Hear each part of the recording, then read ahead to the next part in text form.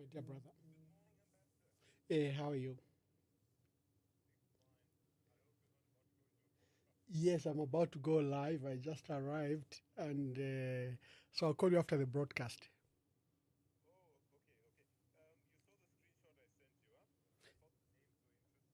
Okay, okay, okay, thanks. I'll check it.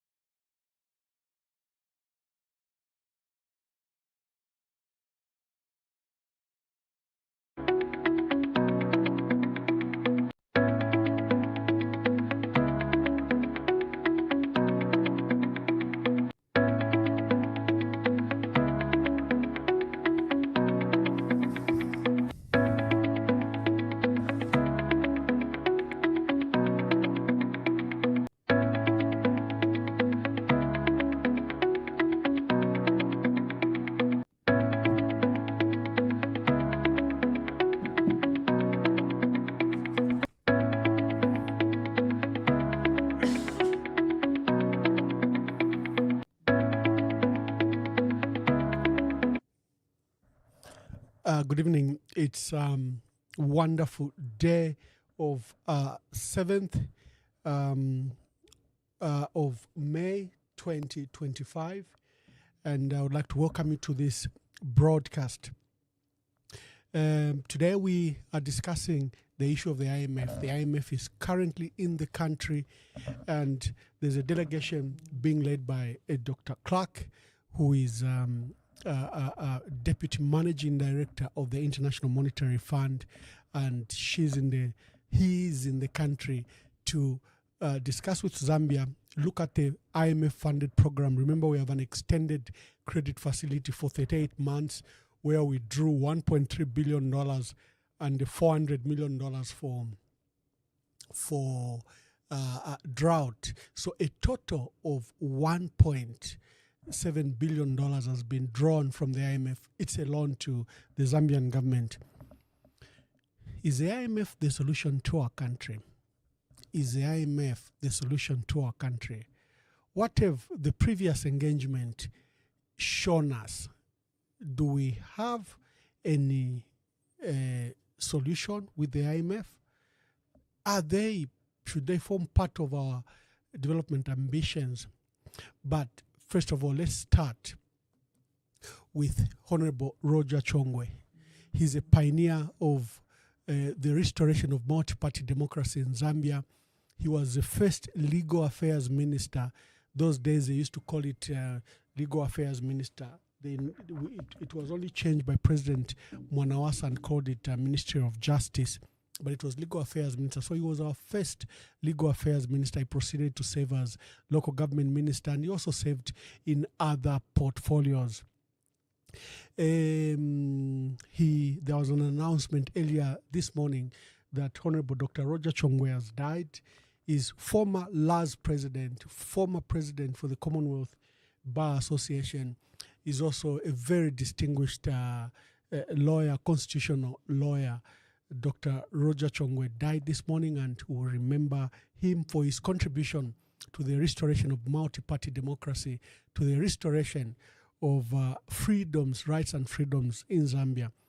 You remember he's among those early people that left the MMD together with other notables like Emmanuel Kasonde, the government of President Frederick Chiluba, Emmanuel Kasonde, Humphrey Mulemba, Bodwin Nkumbula, Roger Chongwe, Akashamba Twambiku Staleonika. There was a party that was formed For Dr. Roger Chongwe, he began to collaborate with UNIP, and you remember that during the 1996 runners up to the 1996 elections, he was with Dr. Kaunda. They had gone for a UNIP rally. Dr. Kaunda had pronounced that he would return to party politics. He had come out of retirement. He got the presidents of the UNIP and began to hold rallies across the country. So they were supposed to have a rally in Kabwe where they were met with a state police intervention where Roger Chongwe and Dr. Kaunda were shot at, tear gassed, and it was a famous case. Later, after the elections of 1996, there was an attempted coup on 28th October 1996. And those fingers as accused, as organizers, other than the soldiers that were arrested, about 83 soldiers were arrested, led by Captain Solom and Captain Chiti as masterminds. But apparently, names of politicians such as Dr. Kaunda, Dr. Roger Chongwe, and Dean Mwamba, Azo Banda were mentioned. So Azo Banda and Dr. Roger Chongwe escaped, left the country. They went in exile. Dr. Kaunda was arrested on Christmas Day of 1997. If you remember, Dean Mwamba was arrested, was tortured. Roger Chongwe proceeded to sue the Zambian government at the African Union Court for the shooting of him and Dr. Kaunda, and the court ruled in his favor, and Zambia was levied a big fine. I think over the years they paid Dr. Roger Chongwe. So we remember Dr. Roger Chongwe, may so rest in eternal peace. We have a matter of President Hakainde Hichilema is currently in Southern Province. So he was in Southern Province this morning to open a Docas conference, but a few things happened there. We are embarrassed by the pictures that we have seen of Docas mothers. Let me see if I can get those pictures as the president is speaking. Let me see if I can quickly. Your government declared free education for all the citizens of Zambia with a full knowledge that some families cannot afford to pay school fees for their children. This government understands the importance of education. This government, since its decision to declare free education, is accommodating or has brought back to school over 2 million children who were out of school. What do you say? What do you say about those numbers? What was happening to the children of Zambia?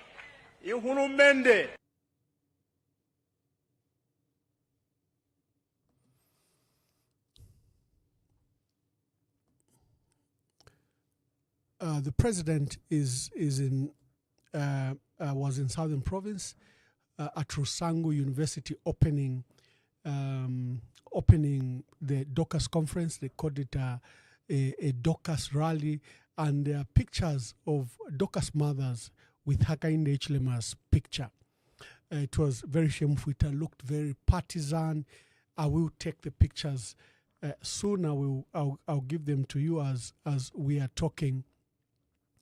And we should be able. I want to dispense with these early issues so that we can delve into the program. There's another development. Our dear sister, NDC President Savoy Imboela, has announced that she's forming another United Kwacha Alliance. She says she made this announcement after Honorable Sakwiba Sikota expelled her from UKA. So a letter was issued, an announcement was issued that she's been expelled. And then all of a sudden we saw Savoy Imboela issue on her Facebook status that she's forming another UKA alliance, and she doesn't want odd people in the alliance, she claims. So that is what is happening, and more confusion has emerged in the United Kwacha Alliance. Remember, the Patriotic Front somehow became a sleeping partner in this alliance and proceeded to support the Tonse alliance. So our dear sister Savoy Imboyle has been expelled from. She's been expelled from United Kwacha Alliance, and she later posted on our forum that she is joining. She's forming another political party. I'm still looking for that picture. I want to show you the picture of our Dorcas mothers. We think that what they did was a bit shameful, and we want to show you that picture. So that's what I am looking at briefly. I was privileged to be in Arizona. Let me speak briefly as we are looking for the picture of the Dorcas mothers. Probably you have seen it, but I wanted to show it.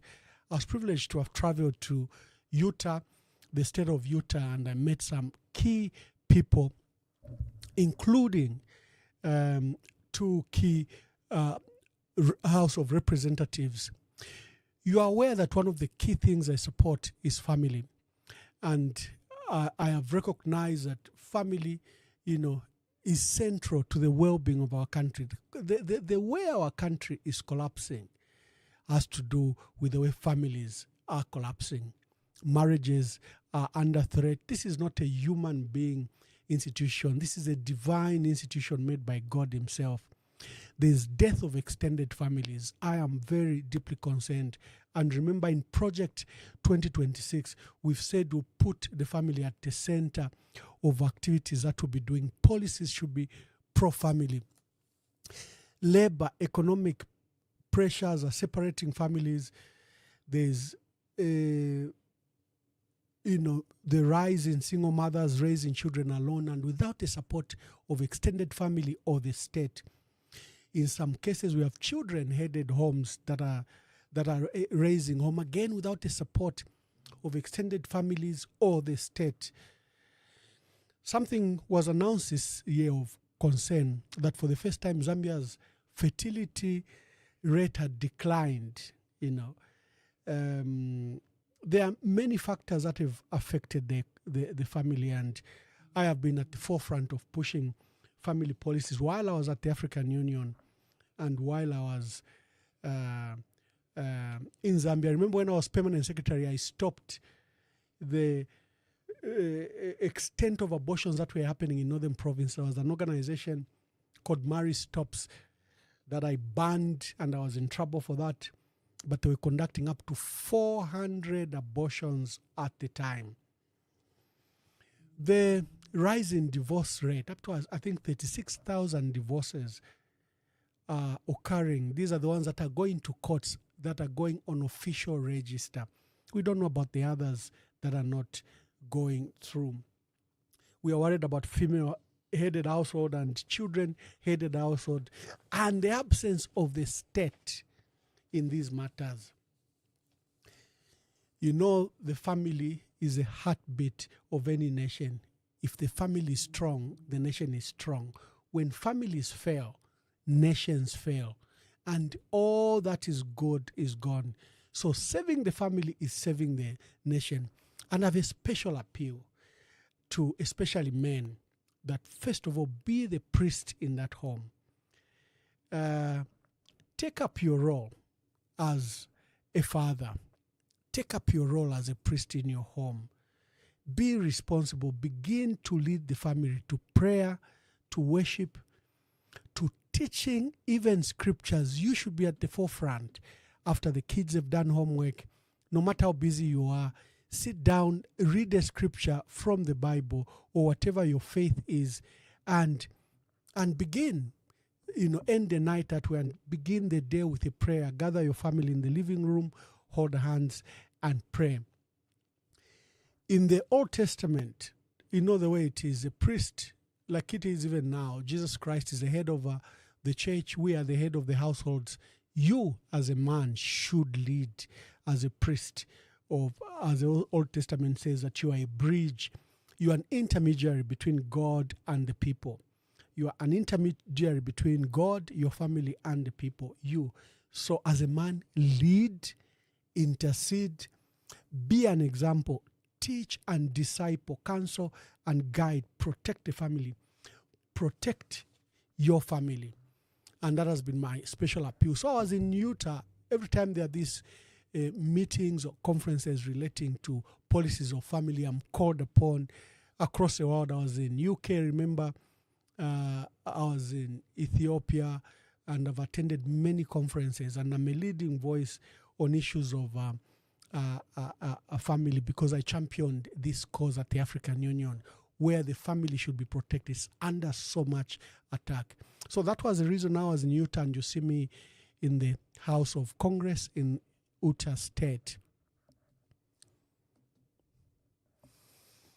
Let's start with our topic today.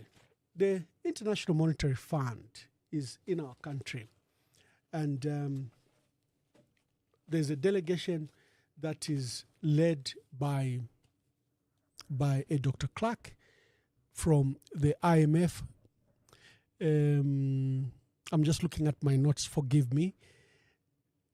The reason I'm looking for that picture for the Dorcas mothers is that President Hakainde Hichilema has politicized all institutions. Traditional ceremonies are now such a big joke, because you have UPND placards, you will have UPND t-shirts. In some cases, even the event organizers, instead of wearing t-shirts, so usually sponsors would see people wearing Airtel, MTN, or some seed company. Now they are wearing UPND colors. The politicization of this institution is a very desperate act by the UPND. Our institutions will never be the same. The SDA has been known to be a very conservative church, and to see the poster and the presence of UPND members also flashing these bold UPND colors, I think was a sad affair. I hope that the SDA leadership, either they are affirming this matter or they'll take action, because it looks very, very bad. President Hakainde Hichilema cannot be allowed to politicize all these respected institutions that are age-old. They are far older than him. Our traditional ceremonies, the SDA, all these institutions, the church, are far older than the presidency of President Hakainde Hichilema. He should not be allowed to defile them, destroy them in the manner that he is doing. He donated 1.9 million kwacha to the event. The SDA women are having that conference, the Dorcas Women Conference, and he has supported them with 1.9 million kwacha. I wonder if it was Edgar Lungu who gave that kind of money. There will be an issue of where has the money come from. Is this proceeds of crime? What is it? Who has produced this money? So he has produced 1.9 million and gave it to the church. He has donated 10 cattle to the event.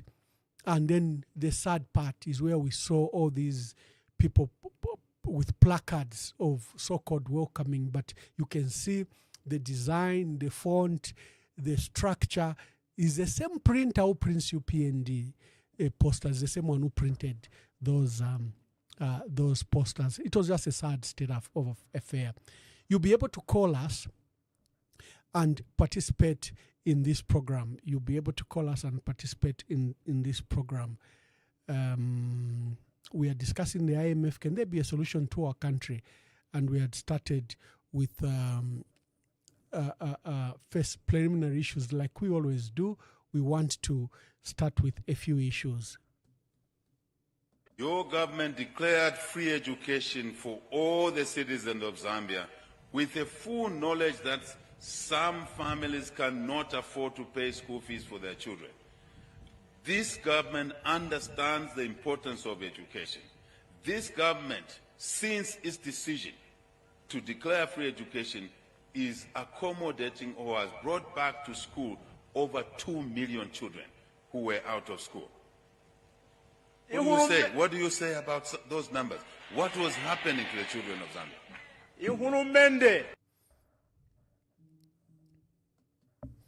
There was a president at Rusangu University where he was launching, where he was a guest of honor at what they called the, I don't know why they called SDA Dorcas rally. Come on, this is a church conference. Why are you calling it a political rally? Say SDA rally. Why are you doing that? Can we spare these institutions? Just look at the board writing by State House that was live. Just look at it. Why did they call it Docas Rally? Your government declared free education for all the citizens of Zambia with the full knowledge that some families cannot afford to pay school fees for their children. This government understands the importance of education. This government, since its decision to declare free education, is accommodating or has brought back to school over 2 million children who were out of school.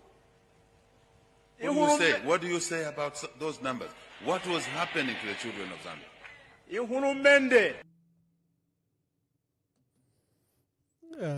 Even the message appeared very inappropriate, preaching a free education. Like we've always stated, education has always been free from grade 1 to grade 9.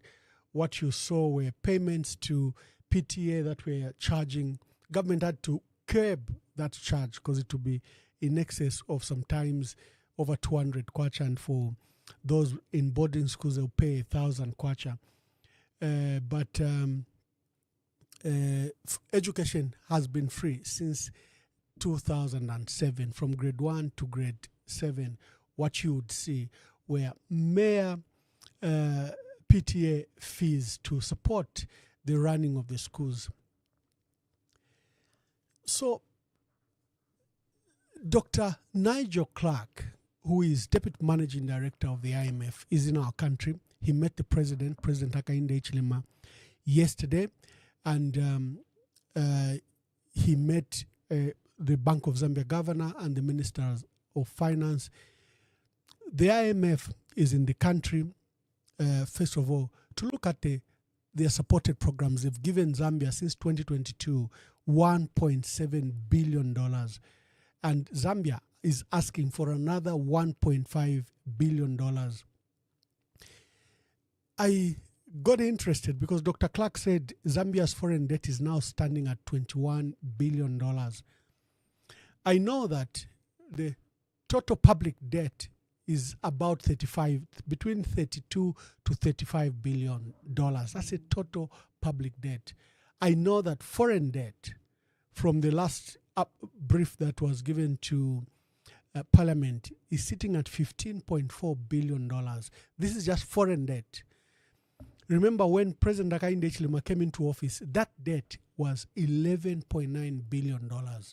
It was at $11.9 billion. It's now sitting at $15.4 billion. So it was very interesting to hear from Dr. Clarke to say Zambia's foreign debt is now sitting at $21 billion. Wow. That's another $6 billion unaccounted for. Remember the local debt, they found it at 178 billion kwacha. It's now over 236 billion kwacha. This government said there'll be a moratorium, there'll be no borrowing. Musokotwane has borrowed $3.5 billion in a period of just 3-4 years. $3.5 billion. He has borrowed another 178 billion kwacha. Yayapa 236. If you just do a deduction, you see that he has borrowed another $3 billion in domestic debt. That is one is in kwacha. So you may not pay much attention. But this is what Dr. Stumeko Musokotwane is known for. When he came into office the first time, he was special advisor to President Mwanawasa's economic advisor. Mwanawasa died. Magande, who was the Minister of Finance, who was pushing to raise domestic resources. And remember, we just had a huge debt write-off. Our debt of $7.5 billion was written off. We're only remaining with about $500 million of some commercial debt and some debt related to Eastern Europe, because countries like Czechoslovakia are broken into 6 countries. There are countries like Slovaks that had become 2 countries. So there was some debt, about $500 million. And Magande had introduced a windfall tax that ended for the first time in over 10 years. Zambia obtained some credible income from the mining sector, $600 million. sadly, Mwanawasa died. That was 2008. Magande aspired for the presidency. He was beaten by Rupia Banda, and there was a huge division that emerged. So as soon as Rupia Banda settled in as president, he fired Magande out of that political rift, a very good minister of finance, and brought Dr. Msokotwane, who was at State House as special advisor for economics. What did Msokotwane do? He embarked on another borrowing spree that by the time Rupia Banda was leaving office, Msokotwane had borrowed, remember there was a $500 million that he had inherited after the $7 billion was cancelled. He proceeded to borrow another $3.1 billion only in a period of 3 years. Between 2008, we went from $500 million to $3.8 billion by 2011. Msokotwane had borrowed $3.1 billion in a short period of 3 years. Where were these loans from? Most of them were from China. He had started the project finance loans. I know many people condemn the PF that they went and borrowed from China. The person who started, if you look, who signed the debt for Mbala Nakonde Road, Mongu Kalabo Road, Kasama Luingu Road, Luingu Mansa Road. If you look at the project, who signed the first Kafiwe Gorge project, you will see that it's Msokotwane. He had borrowed $3 billion in a period of 3 years. He's been away for the last 10 years. When President Hakainde Hichilema became president, so you track the numbers, because I'm a praise singers, especially Tawatemwe details, but I'll bother today to speak to the details. But under that, PF you borrowed. Yes, PF borrowed, but PF found a debt of $3.8 billion and left it at $11.9 billion. You realize that PF borrowed about $7 billion to $8 billion during the 10-year period. And there's something remarkable that happened. 2019, we began aggressive reforms to the mining sector so that we could get fair taxes from the mining sector. Mineral royalty tax was implemented, which was non-deductible, and for the first time again in over 10 years, we obtained over $1 billion from the sector. 2020, $1 billion. 2021, $1 billion, $1.1 billion. Came Msokotwane once again as Minister of Finance. The first act, like he did to the windfall tax in 2008, he abolished the windfall tax. That had earned the country $600 million, money we had not seen in 10 years in 2008. That's the first thing he targeted. He went for that law and ensured that, because the windfall tax was a productive tax, all it said is, look, you bought these mines at a value when copper was $2,000. Now copper is at $5,000-$6,000. Can we have a profit sharing mechanism? That's what the windfall tax was all about. And Magande said, I'm aware that you have mining development agreements. I'm going to set them aside in order to implement this windfall tax. Came Msokotwane abolished it. Now in 2021, there was non-deductible mineral royalty tax that had earned Zambia $1.1 billion in 2019, 2020, 2021, $1 billion. 2021 to 2022, partially before the 2022 budget came into effect, another $1 billion. So in a period of 3 years, we earned almost $3 billion. Msokotwane, again, like he did to the windfall tax, he went for that non-mineral deductible tax, and that's the first thing he abolished. And our revenue dipped from the mining sector from $1.1 billion to just $200 million, $300 million. I've always questioned the motive of Dr. Msokotwane.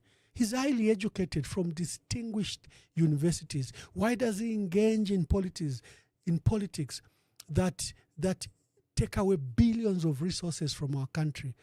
Why does he have this faith? Even in 2010, he took us to the IMF And the IMF even declared us a low middle income country in 2010. And they began to give us these loans. He is the one that put us on a path with the IMF in 2010, which Michael Sata inherited. And remember, Michael Sata's first issue by the IMF was that abandon the subsidies to fuel and food. And there were huge complaints. But the person who had put us back on this path is Dr. Stumbeko Msokotwane. We are back on this path. His approach and his team with Dr. Kariaria is a lazy one. They want quick loans. They want to resolve our problems by just begging in Washington, and then they get these loans. Mwamba Wakwalesa, this is not a path for our country. Many people have been asking me, Emmanuel, you're talking about Project 2026 and beyond. What is this project? How different is it? And these promises you are talking about similar to what President Hakainde Hichilema talked about? Do you want to be the second person to lie your way into office? So I've stated that no. I think President Hakainde Hichilema was the last man to lie his way into office. All of us will be subjected to credible scrutiny. Our people will scrutinize everything we say. Can we raise money? Do we need the IMF? First of all, there is disdain for the IMF in Africa. You know, they came as saviors in the 90s. Zambia was struggling under the weight of its debt, $7 billion. The economy was small. But Zambia was highly urbanized and highly industrialized. We had 273 state-owned enterprises. We're manufacturing everything from bread to razor blades, from explosives to smelting copper, to cables, to copper cables. We were doing everything. We had international companies like rope, that were manufacturing international brands like Colgate and other things. We had a thriving manufacturing sector. The IMF came with a structural adjustment program. They said, we need to resolve your issue of the debt. Your debt overhang is too big. So we are going to put you on a program that you run your budget on cash, that you run your budget on your own domestic resources, and all state-owned enterprises that are making losses must be sold. Those that are making profit must be moved away from government, because your government has no business in government. And we had Ronald Penza, very ambitious, educated, Harvard-educated economist and banker, and he was put in charge of our economy. First was Emmanuel and these brilliant speaking guys.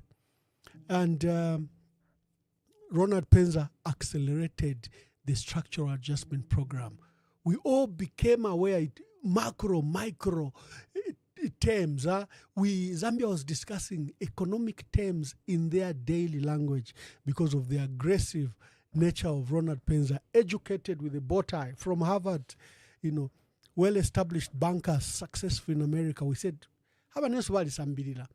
If I ever to send an IMF to stay privatize, you know, if you ever did that, by the end of that program, it just left a few people that were rich, like President Hakainde Hichilema and others that were involved in the process. Zambia was deindustrialized. The current poverty levels you see arise from the actions we did in the 90s. The current unemployment rate, because there are no industries like the industries we had.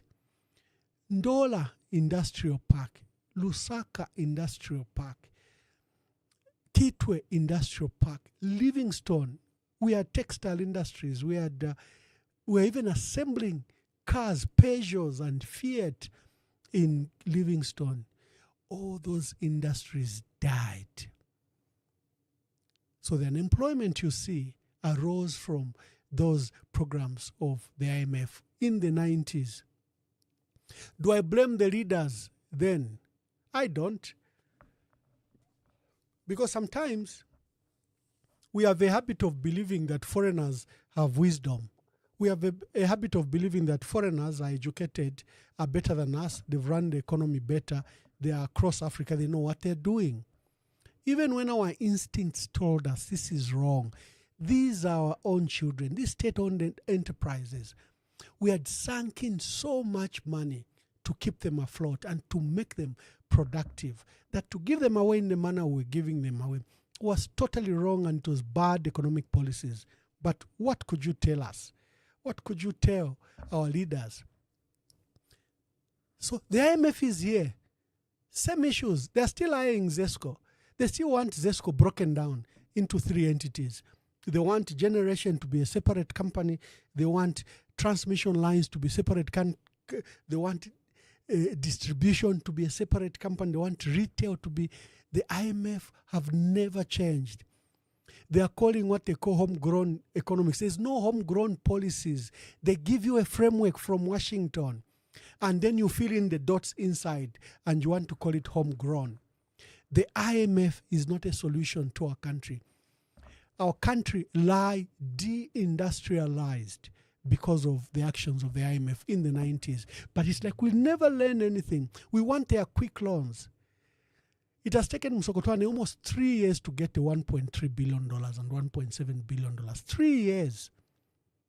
Yet, he will not put similar attention to the following. Number one, Zambia is losing $3 billion in illicit financial flows. Our money is being taken away. $3 billion every year.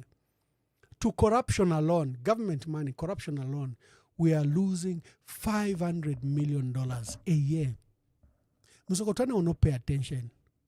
We have revenue from the mining sector, like I demonstrated. It has dropped from $1.1 billion to $200 million, $300 million.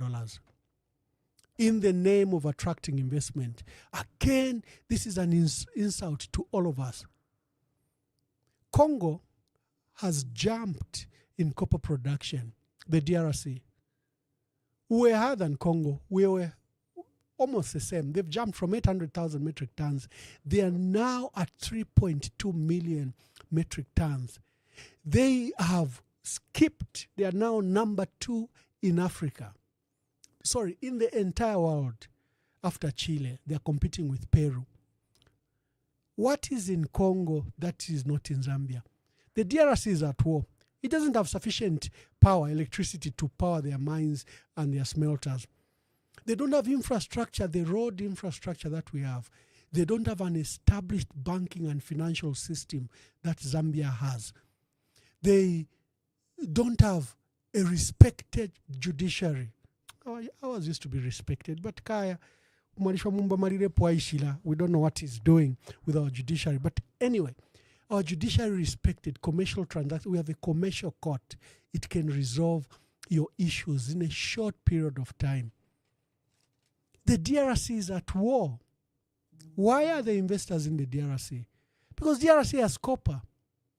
Why are the investors in Zambia? It doesn't matter. Msokotwane doesn't need to give any incentive. It doesn't need to give any incentive at all for the mining companies, for First Quantum and for Vedanta, for Veried Gold to be in our country. Veried Gold is in Mali and in Western Sahel, where there are terrorism acts. They mine under bullets. What about in Zambia? Why do you need to give them incentives? A peaceful country, we've never been to war, we've never had civil conflict, we have an established legal and financial system, our workers are disciplined, they don't go on strike like it is in South Africa. At every 10 days a strike. Our workers are disciplined. They slave their way just, in trying to earn a living and feed their families. Why, in such an environment, the biggest incentive to any investor is the current peace, is the current financial and banking architecture, is the current labor laws. That is your biggest incentives you can give any investor. Why is Msokotwane? Why is Msokotwane? Why is Msokotwane giving these incentives? robbing our country of billions of dollars. Then he goes with a begging boat to Washington. And he camps at spring meetings, summer meetings. He invites IMF. We've had, I don't know who we haven't had. Africa Development Bank has been to our country. IMF, World Bank, all the top people have been there. Imagine if he spent similar time in Solwezi to understand how the mining companies are working, how they are smuggling our gold. Imagine if he spent time to ensure that First Quantum pays back the $2.5 billion they stole from our country to invest in Panama. Imagine if Msokotwane spent time in Chingola and Chilabombo to understand what our miners are going through and how they don't want an investor like Vedanta who's just mortgaging and auctioning our assets in New York. There's supposed to be what we call an IPO here, a public offering that will take place over KCM assets here in New York. He would rather be in Washington begging for money with the IMF. He would rather be hosting our dear brother, Dr. Clarke, in Lusaka than look at our revenue base. Why should our revenue be 17% of our GDP? Why? Why should we only have a few people paying taxes and shouldering the entire burden of our country? We have stated that under Project 2026, all taxes will drop to 15%. All taxes, whether it's pay as you earn, VAT will drop to 8% from 16%. And we will reform this VAT tax in a manner that benefits our people, because mining companies are selling our copper and they don't have to send anything. They are relying on VAT tax refund. There's a corrupt system between ZRI and mining companies where we perpetually owe the mines. But it's ZRI paying for their operations and their costs, because apparently they are owed somewhere millions of dollars in VAT tax refund. We have to abolish that system that's allowing the fraudulent activities. The VAT account is supposed to be in positive all the time, because you're collecting money freely from the people. And if you have to refund someone, it means they have paid already. So why is it in negative? Why are we struggling to do the VAT refund? That fraud has to stop. Musokotwane will not spend time on how to earn our resources in our country. He will not stop the $3 billion, him and his president, that is going in illicit financial services, illicit financial flows. This is money going to Mauritius, to Dubai, to the Bahamas. And we know their companies are also associated with these tax havens because they're registered in these tax havens. And we're not surprised by these remittances. We've said the fraud occurring at ZESCO has to stop. You cannot have Mwamba collieries produce power at this rate, sell it to ZESCO, and ZESCO buys it always at a premium and at a loss because it can't pay those tariffs. And then when ZESCO has power, it sells to CEC at a very, very low rate. And the billions again that CEC makes goes, to the shareholders, not to ZESCO. You cannot allow that fraud of state-owned enterprises as is happening at ZESCO. Now there's even a new trend where they're calling power traders. Someone just sits at Anglo House and claims he has bought power from Mozambique, he has sold it to the DRC, and the entire process is run by ZESCO. And they are minting millions of dollars just in the last 1 year when President Hakainde Hichilema introduced these so-called power traders. Look at the few power traders and the millions they've minted just this year. I'm bothering to go to this extent to demonstrate that you do not need the IMF. Our country is well-resourced, one of the wealthiest countries in the world, together with DRC. We have water, mineral resources. We have capacity to raise money. That economy, despite the challenges, is beating. It's a resilient economy. Many people have said that we've undervalued our economy. It could be in excess of $50, $60 billion economy. It's not 27, 28 or 30 billion dollars that it is because of the economic activity. Even in this depressed environment, look at it. People are having no power, maybe 3 hours in the night. But our country has not collapsed. Look at crisis, the cost of living crisis, where people are burdened. They can't afford all this. Our country has not collapsed. We've had no single food riot, despite all the lack of power, lack of food, then the natural challenges of COVID, of drought. No riot. All the parameters show that we should be literally, be in civil conflict if you look at all the parameters. So our economy is resilient. Our economy can thrive, but it can't thrive under the shepherd of the IMF and Msokotwane. It cannot. There is a number. I'm inviting you to call. Do we need the IMF? Can we focus in project 2026 and beyond? We've stated that we can ramp up maize production. Instead of planning to grow for 20 million people maize, we'll plan for the 400 million people around. Planning from the onset, we'll ramp up the number of FISIP beneficiaries from 1.1 million to 5 million. Whoever wants to farm, we are interested. We'll give you support. We've said the livestock and fisheries will have special attention for the first time in the last 60 years. And that the farmers, the fish farmers, the fishermen catching fish, there are about 1.1 million documented fishermen from Wapula to Mongo to Siavonga to Central Province. There are 1.1 million. We'll put them on a special program the way we've done with FISIP. We probably will even increase it to 2 million. Take electricity there, take cold storage, build port facilities, and commercialize that sector. If our fish is not there, unleash Chilanga and Mwekela to restock, this aggressive, ambitious restocking. You cannot have our water resources having no fluvial assets. We have to restock them and power that economy. So join me as I invite you, call on that program. It's going to be a short program. We are discussing the IMF. They are in the country. Msokotwane and President Hakainde Hichilema believe in the IMF so much. The debt restructure, there's nothing to that debt restructure. We are still struggling, still paying millions of dollars in debt repayment. And as usual, because our focus is the IMF and its programs, our focus is not on how to raise domestic, of how to run that economy outside the normal badge, the normal approaches. Our approaches should be revolutionary in nature.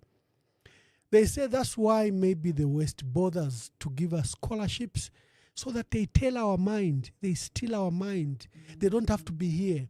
There'll be the Msokotwanes who speak like them. They bother to take you to school and give you those scholarships so that you can't think outside the box. Look at China. In our lifetime, China has lifted 500 million people out of poverty. 500 million people become a middle class in the last 30 years. The economy has jumped from number 60, 70 to number 2 in the world. Good evening. Please tell us your name and where you are calling us from. Today I have to wear our headsets. We are trying to pioneer something new. Hello? Yeah, good evening. Hello? Hello, good evening. Hello? Yes, I can hear you. Mwamba So we are pioneering something new. You'll not be seeing me hold the phone. Mkwai. Nomba chinshi chirenga efe mulirondoro. Wa Mwamba wesu. Nde umfahamu.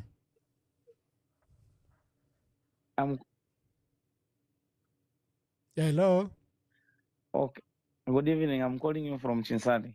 But now we can hear. Make your contribution. Evening, what's your name? Mr. Mwamba. Yes. Then that Mwarondoro to the field.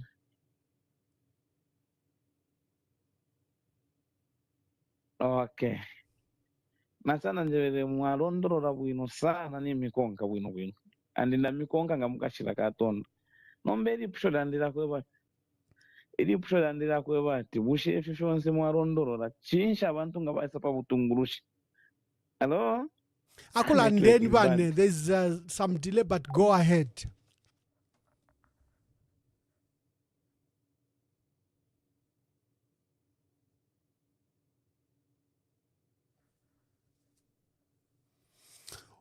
Oh, we lost the caller. Well, I understand Mr. Chanda is calling from Chinsali.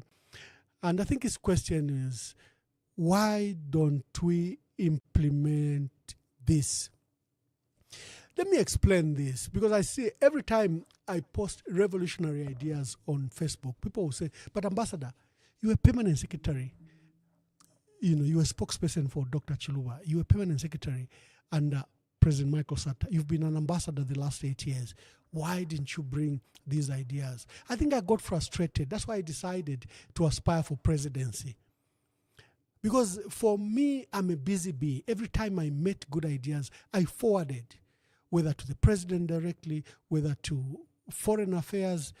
You have all these ideas and experiences. And I bothered to, ensure that that was done. Your government declared free education for all the citizens of Zambia with a full knowledge that some families cannot afford to pay school fees for their children.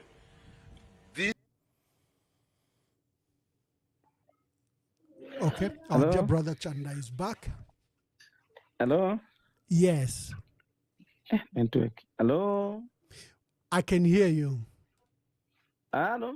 Hello, I can hear you. Oh, what's happening? What's happening? I can see even my picture is frozen. Please make your call. Sorry, I've connected the phones to the computer and I want to see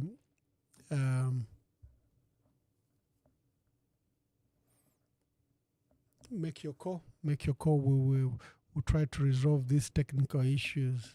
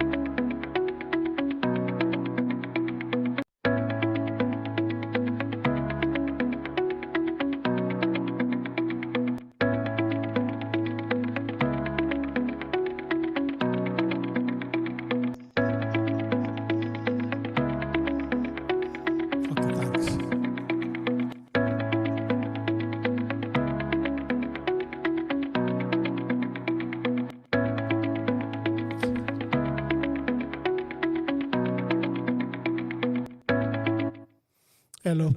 I don't know what happened to my sound. I hope we are clear now. I don't know what's happening with my sound. You have to forgive me. I've got various callers that are coming in. I hope you can hear me. You can just indicate down there. Let's try this caller if I can hear them.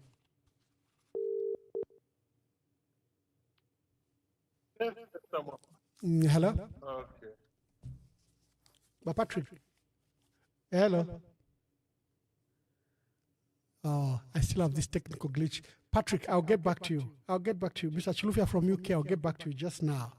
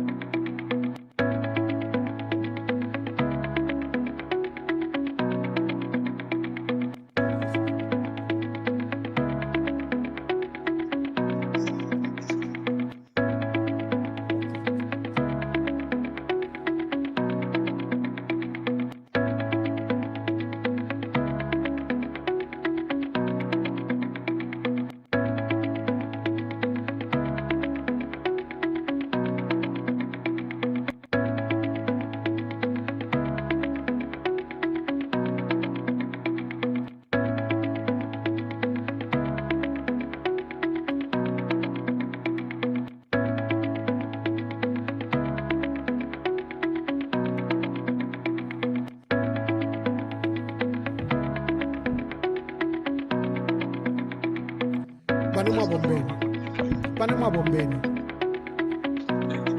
Sorry, I'm having challenges. We keep on improving the program every day. But sometimes every time we do a new thing, we seem to have a challenge.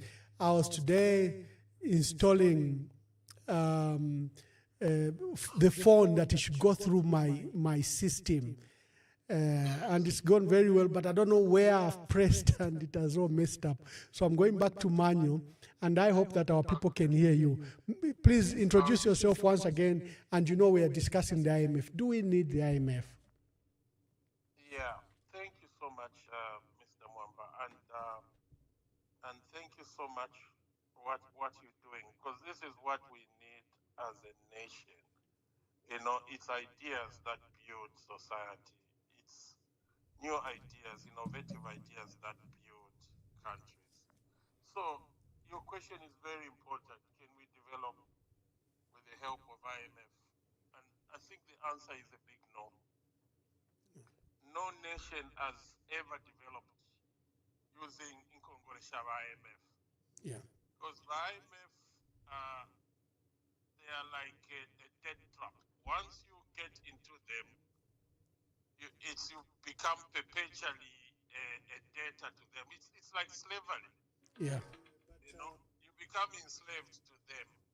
And even our sister Tambisa Moyo has written a book. Yeah. Very clearly, which people like our finance minister Musokotwane can read. Debt aid. You know, grants can only help us while we are trying to harness our God-given mineral resources. So aid is just there to push us while we are trying to get a proper footing. The only way, Mwamba, and you've emphasized that, the only way we can develop our country is to harness our mineral, natural, and water resources.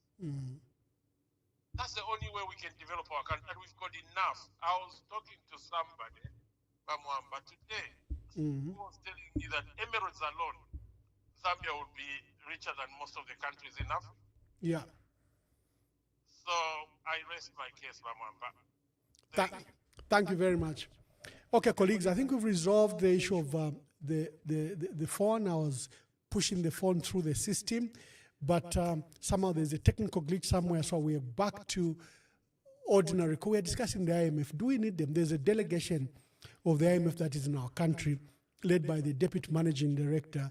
Zambia has borrowed $1.7 billion already since 2022, and is asking for another $1.5 billion. I guess Musokotwane knows the game is up, time is up. He only has one budget to next year's election. His president has already embarked on countrywide campaigns using traditional ceremonies and churches. He knows time is up. There's nothing he can change. So he's looking for quick money that they can do artificial programs to lower prices of goods and services and to lower the price of fuel, so that by the time we are going to elections, things might be artificially low. That is the aim. There's nothing Msokotwane can do which he didn't do in the last 4 years. So he wants a quick solution out of this crisis. He's got the IMF. He borrowed $1.7 billion, and he won't tell us what he did with it. Msokotwane, you got $1.7 billion. What did you do with it? But PF found a debt of $3.8 billion. They left it at $11.9 billion, meaning they borrowed about $8.4, $8.5 billion. But you can see what the PF did. You can see the roads. You can see the bridges. You can see the dams. You can see the Kafue Gorge, Itej Dam, Kariba North Bank. You can see KK International Airport, Simon Mwansaka Pwepo International Airport. You can see at least what they did. What have you done with the over $6 billion that you've borrowed? What have you done? And you want more debt. So the game is very clear. 2026 is an election year. Msokotwane has had over 5 cycles of national budget, and they have brought more misery. The price of goods and services are far higher than he found them in 2021. Zambia was a low middle income, is now 6th poorest country in the world. There is nothing he can do with this new budget cycle. But, like I've always insisted, Project 2026 and beyond is not a project for an election. President Hakainde Hichilema and Msokotwane are thinking about the next elections. We have to think about the next generation. They've done a debt restructure where they are supposed to begin paying back in 2032 until 2048. Ushebakabako, nani akalali pension nkongole bachita put forward? Who will pay that debt beginning 2032?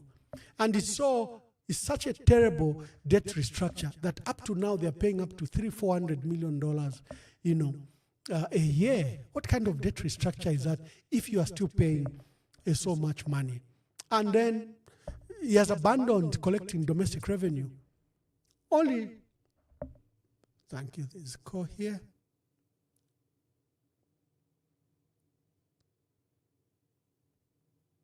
Let me see if I can take the call. I don't want to miss calls today. From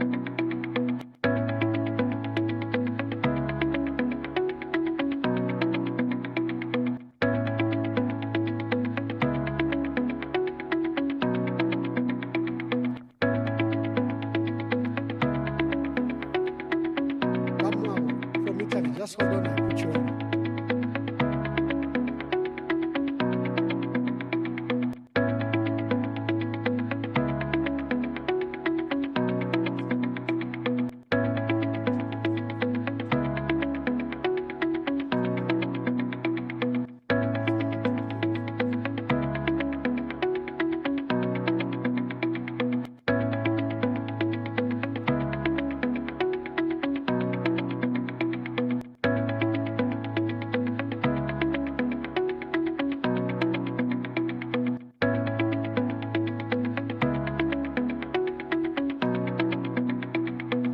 Just hold on.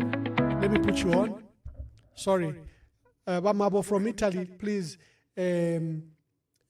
make your call. Make your contribution. Ambassador, I pray and hope you are well. Yes, I am. I'm happy to hear this. Today, I just have 2 questions for you. Yes.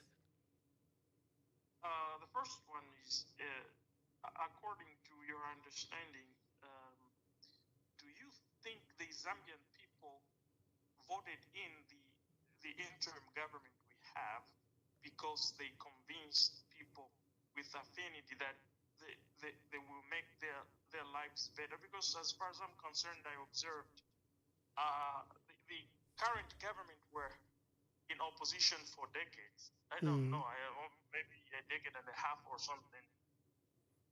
Or is it that the they were okay with the PF, but then they wanted to prove or to teach them a lesson that you've taken us for granted, not that they were convinced by the current government or something.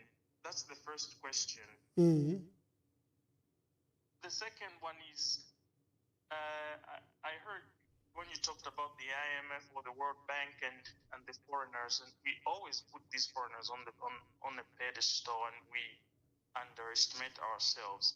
Yeah. I'm sure this has something to do with our self-esteem and also the mindset. How can we be able to shift the mindset where we do this introspection that can make us have at least some faith and self-respect and enough confidence in ourselves that we can have our homegrown solutions to all of our problems domestically, and then the outside world can come in to help. So the mind shift, this mindset, how can we work it out where we can believe more in ourselves? That's the second question. And the first one, do you think that the Zambian populace voted for the UPND because they were convinced by the manifesto and the proposition the current government had? Because it's like everything seems to be in retrograde, you know, and it's like what's on paper and what they're saying, it somehow feels like a mockery because Zambians are in distress. The country is in distress on the ground. Thank you, Amabu. I'll take time to answer that. No, it's very clear. President Hakainde Hichilema came to fix. He said he was Mr. Fix-It. He says the economy is bad, I'll fix it. He says the price of milk is very expensive. At 120 kwacha, I'll bring it down to 50 kwacha. He said the price of fuel is at 17 kwacha, I'll bring it at 12 kwacha per liter. He says your dollar should not be at 17 kwacha, 21 kwacha. He says he'll bring it down to between 10 kwacha and 12 kwacha. President Hakainde Hichilema didn't come to because the country wasn't in distress. He has put it in far worse distress than it was in 2021. The cost of living was about 7,800 kwacha for a family of 6 in Lusaka. It's now at 11,300 kwacha for a family. 11,000, an increase of 5,000 kwacha. Has any worker obtained a salary increment of 5,000 kwacha between 2021 and 2024? But that's how what has happened to the cost of living, that it has jumped to such magnitude. So how are our workers surviving? They are yoked to debt. They are yoked to microfinance institutions with no reprieve, with no help whatsoever. People say, why, every time I bring up this, someone asks, Mr. Mwamba, who are you? Why didn't you bring these brilliant ideas? I always bring these brilliant ideas. Why don't you want to discuss them? Why don't you want? And remember, I was a civil servant. Civil service has a code. Okay, but I would do private letters. That is why I've joined politics. That's why I am here, even aspiring for presidency, because I think that I've got ideas. With you, we can go into a social contract. Hello, good evening. Please tell us your name and where you are calling us from. Hello, this is Paul. I'm calling you from United States of America. Mr. Paul. Yes, sir. Mukanjitako liladi. Next week I'll call you. I'll come where you are. Okay. Paul, make your contribution. I have a simple question, Ambassador. And the question is what you are special to this question that I'm going to ask about what Robert Chavinga said. Yeah. About the diplomats and the ambassadors. Because I was watching Robert Chavinga yesterday at Prime TV when Posh Ngongo, the interviewer, was asking Robert Chavinga to retract from the statement. He said that he cannot retract and he's not going to make an apology. And he said that one of these coming days, my diplomats, they will be ransacked by the Zambian citizen. So, and I mean, Robert Chavinga, my diplomats, they are going to be ransacked. And what is the implication about that, sir? Okay. I submit. Thank you very much. As you saw, by an urgent statement by the Minister of Foreign Affairs and International Relations, they quickly distanced themselves from the utterances of Robert Chavinga. It's this poverty mentality which have allowed us to give, first of all, the diplomats a say in our public affairs. I was ambassador, I was head of mission, I was permanent representative. There was no day I issued a statement against the government of South Africa. I didn't. Even when the Dean of Diplomats appointed me as the official spokesperson when we had the xenophobic crisis, where Africans were being killed in those xenophobic attacks, I was very careful in alerting the government, even when I went to SABC, whether I was on BBC and speaking for all the diplomats and the Africans in South Africa. I was careful what I could say. But here, because you are poor, because you regard our diplomats as our co-activists, diplomats, even the opposition gets annoyed. You, the Americans, are not talking. You should talk. The British, you are. This is all a poverty mentality. They are not supposed to engage in these public affairs. But do you know why they speak? Because if the American government is giving you $500 million a year, you have given them foothold to speak. Because if you steal that money, they have to defend that money. It's not their money. It's money from their country. Taxpayers have sacrificed that money for you to have free ARVs in Zambia. So if they hear that there is a minister at health who is corrupt, they have, unfortunately, to speak.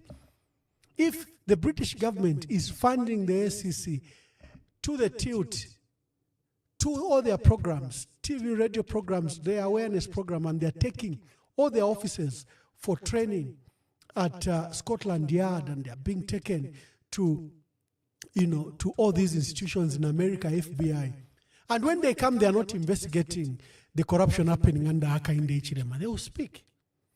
As you saw, the American ambassador says, we gave you $20 million to import maize from Tanzania.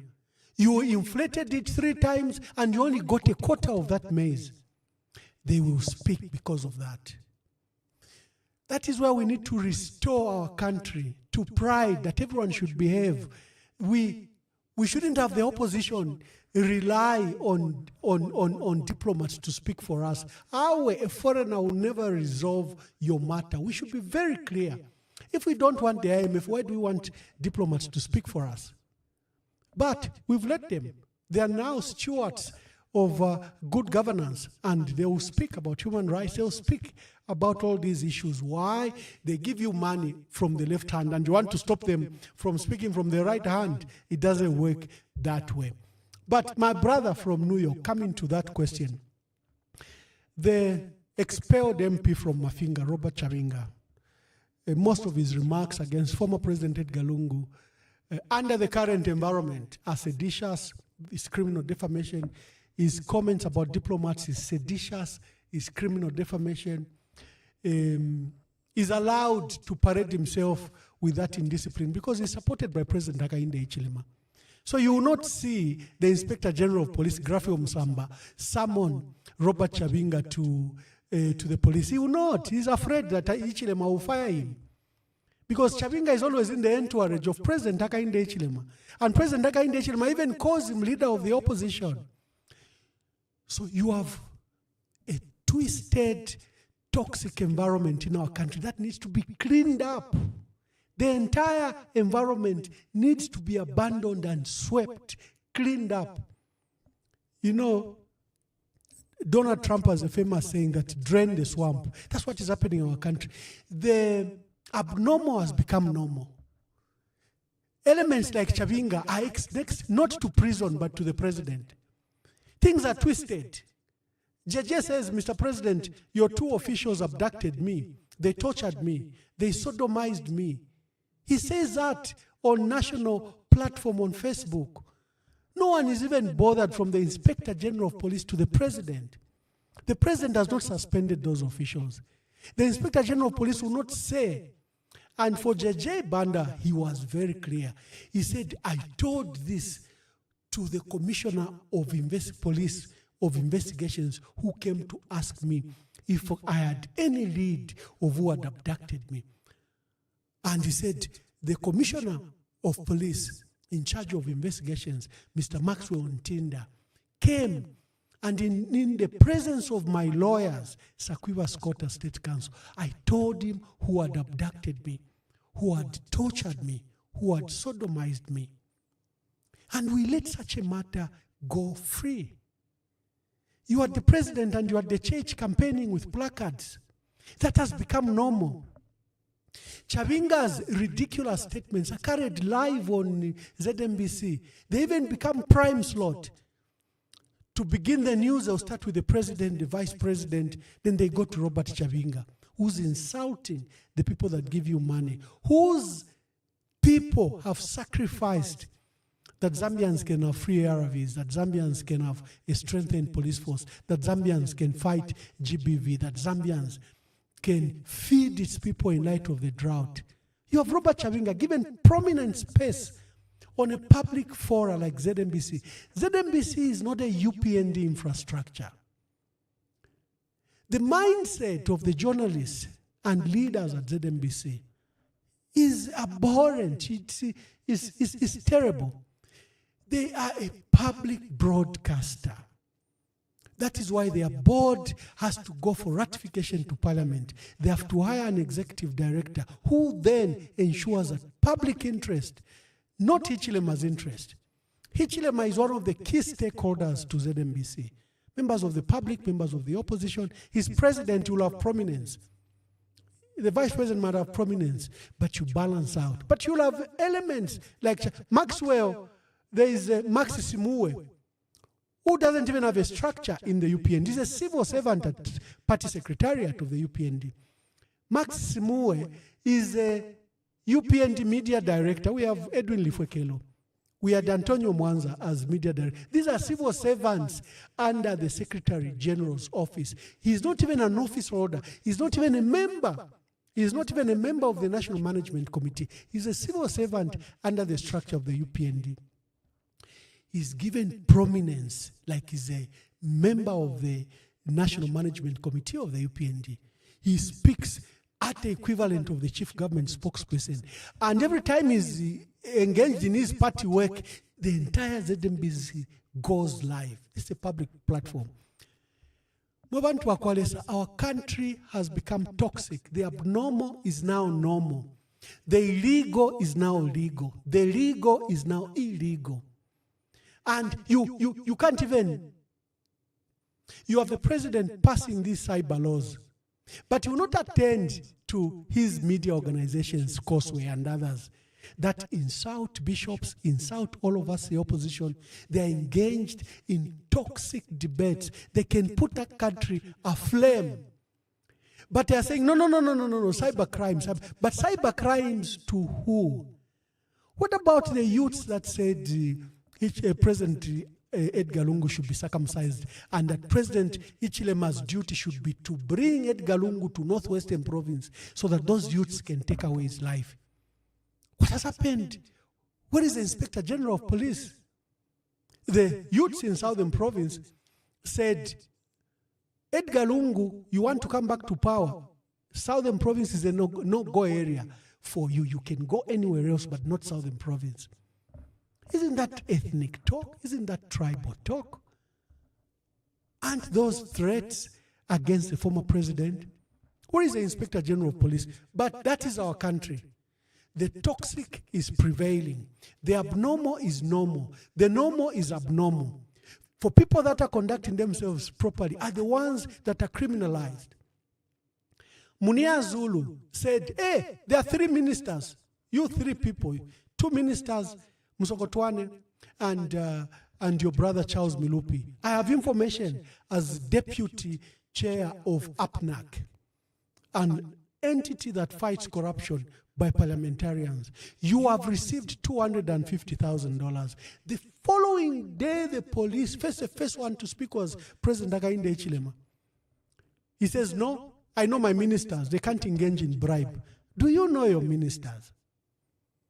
Similarly, when the young man Stanley Kakubo turned up with a calendar, so-called calendar at a Chinese place, the president was the one to say first, no, I spoke to him. Don't worry, he says it was just calendars. Mr. President, that's not your space. Your role is to submit them to law enforcement agencies to probe the veracity of the allegations. It's not up to you to absorb them.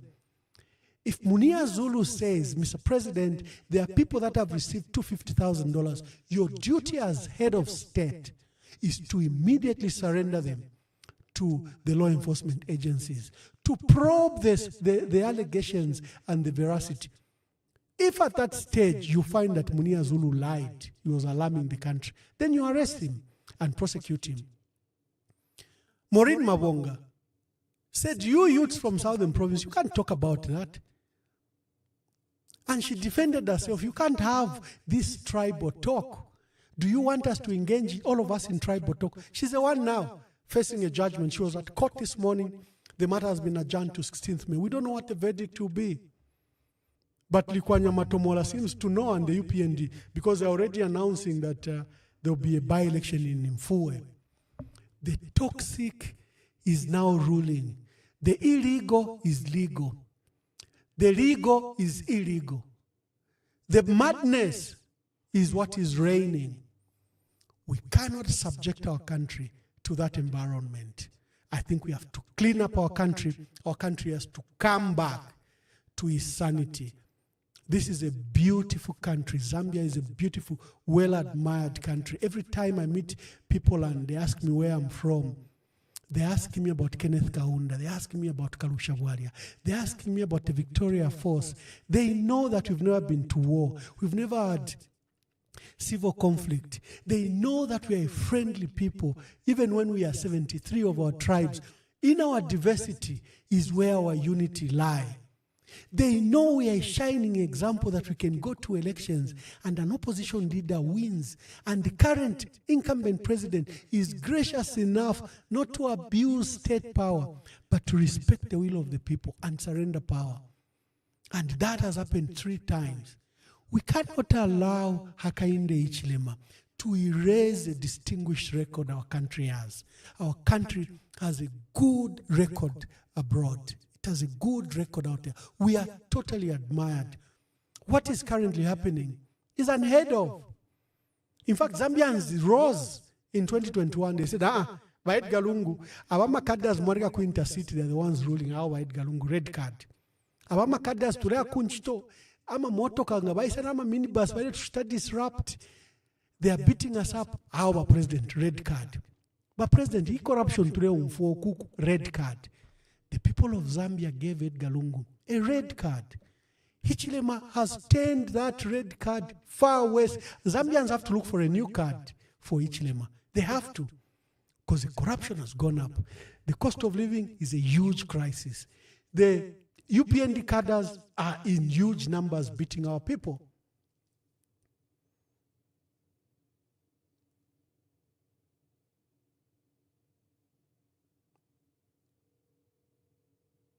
Sorry. I missed because I was taken away. You know, when you discuss, some of us are so passionate about our country that we get taken away. Anyway, the road has to come to an end. Our country is a beautiful country. You know, it's like we are God's apple, you know. The first missionaries that came to Africa, most of them came to our country. Look at how David Livingstone admired our country when he looked at Mosotunia. And he says it's like the angels, you know, set their sight on it. And when he was dying, you know, in Serenge, in Chitambo there, on his bended knees, he says this is a beautiful country. It should be a Christian nation. It should be a beacon of hope to Africa. It should be a light to the world. He diarized his gracious thoughts about our country. And this is 200 years ago. You and I were not even there. But that's a country David Livingstone saw. The Victoria Force, he saw. Who are we, transient beings, temporal beings, politicians, should come and take away and destroy our country, a country with such a distinguished record? Awane, inenakana will be part to it. We have a country to save, and all of us have a duty. My call to action is don't leave it to Emmanuel Mwamba. If you don't speak, only people who speak are the people that are speaking. Until you raise your voice, until you demonstrate courage, until you recognize this is not Hakainde Hichilema's country, this is not Emmanuel Mwamba's country, this is our country together, then we will save that country. We cannot have a country, another miscom, so sorry. We cannot have a country descend to the levels that it is descending. Mwe bantu bakwalesa na tutemwe ichalo chesu. Mwe bantu bakwalesa na tupusushe ichalo chesu. We can develop without the IMF, and I've just demonstrated we are losing $3.1 billion in illicit financial flows. We are losing from public purse. The money we allocate for goods and services, every year we are losing $500 million. The extent of corruption. Then the leakages, these incentives that Msokotwane has given to the mining sector. Their failure to harness our resources like gold. Under Project 2026, we've said this CMIH takes a forefront immediately, takes ownership of this, and if you've discovered gold, they'll make you part owner to it. If you're under a group, you are from traditional authorities, they include you, but the CCM takes a forefront to mine, produce, exploit, refine, and sell this gold. We cannot leave such a huge resource being looted in the manner it is being looted. Sujilite and other. The agri sector, we revolutionize. The livestock industry, we revolutionize it. Our education sector, we make it better. We invest in TVET institutions to create jobs and create job creators. We should do things differently. Let's think revolutionary. We cannot do the same things. If I look at the budget, national budget of 2007, 2011, 2019, 2023, 2024, 2025, same. So we can't do things differently. We can't do things differently for our country. How did China develop? It had to think differently. It had to go outside the ideological and other parameters that are set in the world. China said we're a communist world, but we know the pragmatism of private sector. All of you large companies in America, come and set up your manufacturing entities in China. What do you need? Tax here, land free. What else do you need? Free labor here.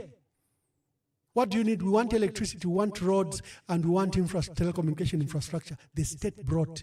The state was an enabler to the private sector. This is a communist country, inviting the private sector from capitalist country to fight one simple goal, to fight poverty and lift its people out of poverty.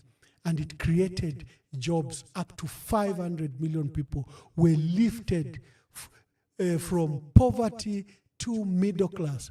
An agrarian economy is now the largest manufacturing center in the entire world. What did China do? It thought differently. It didn't want to say as socialist, as communist, this is our approach. It thought differently. And that's what my call is to you. Let us think differently.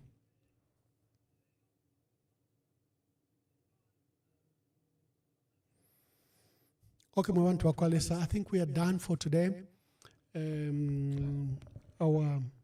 My call earlier was to the family. Let me just repeat my call to the family and to encourage you. We've recognized that marriages are under threat, which is a holding institution for society.